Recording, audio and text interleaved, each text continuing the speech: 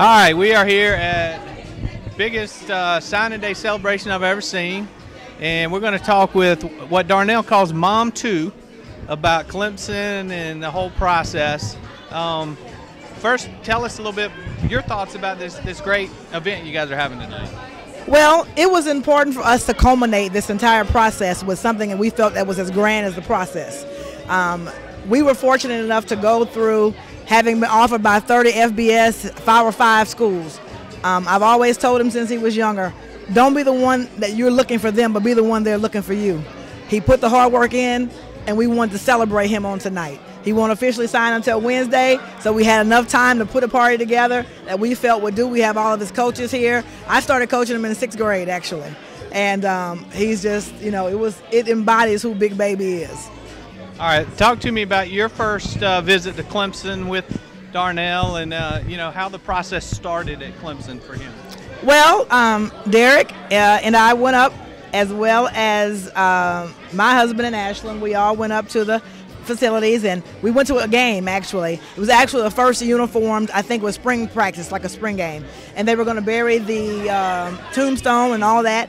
And it was just a very long day. And being a coach, I'm used to the football field. I do practice every day. I run with the guys. I do PT with the guys. I'm used to being out there. But I don't know what it was about that day. We were out there. It was hot. I was like, who thought this was a good idea? Then they fed us, and everybody was sleepy. I was like, okay, they keep saying it's something special in these hills. It's something special about this place. And I thought, well, I'm not feeling it yet. I don't know what we're talking about. But as the time went on, as the day waned on, Derek alluded to it in his interview, we went in, and he put the uniform on. And literally, almost instantly, now he tries the uniform on at every school he's been to, but it was almost instant that it was like it was made for him. It was kind of like, I call it my Goldilocks experience. It wasn't too big, it wasn't too small, it was just right. And from that moment forward, he looked at me, he said, you know, I'm finished, I'm done. I said, you're done? He said, this is it. He said, this is home for me. This is where God means for me to be, and this is where I'm going to play out the rest of my career. I said, okay. So, what do you think about the staff that Clemson has? Wonderful, wonderful, wonderful, wonderful.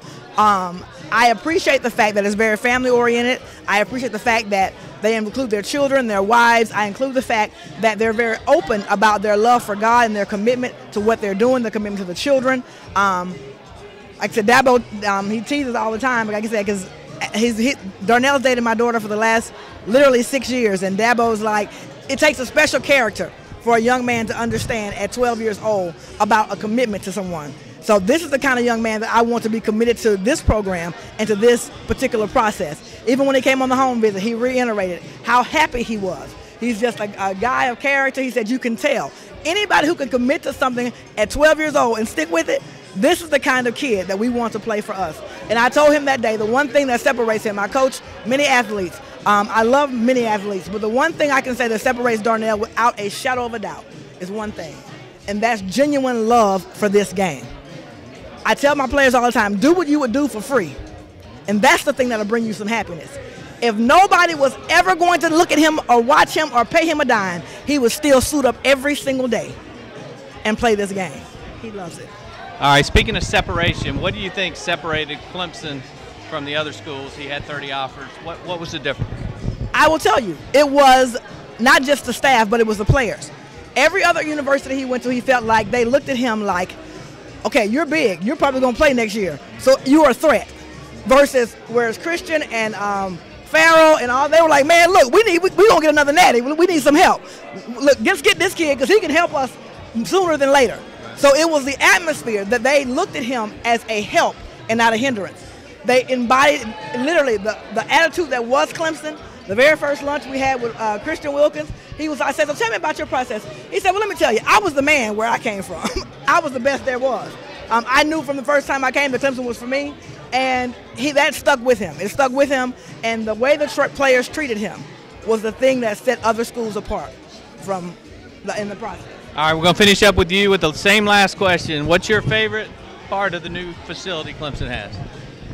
Well, I would have to say the bowling alley. I consider myself a bowling champ. Right. So can you take Darnell? I can take him. I can take him. I can take him. I can take him. Now the slide he loves. Now I'm not going down it. Mom one hasn't gone down it, but he will not go down the stairs. So the slide for him, the bowling alley for me, and the nap room. Now will your daughter go down the slide? My daughter will. I think he pushed her down the slide. I think he pushed her. All right. She'll follow him anywhere, so it's okay. Well, thank you so much for taking time to share it with us. Thank you all for Thank you coming. very much. Appreciate it.